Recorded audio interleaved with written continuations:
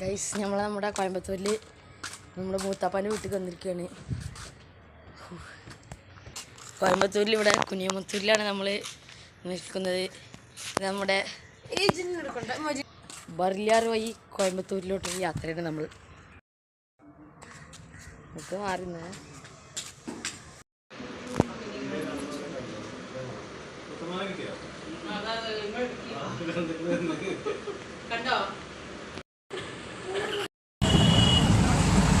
നമ്മൾ അപ്പുറത്തത് ഒരു വണ്ടിയാണ്, ബസ്സാണിത്. Bus driver ഉള്ളിലത്തേന്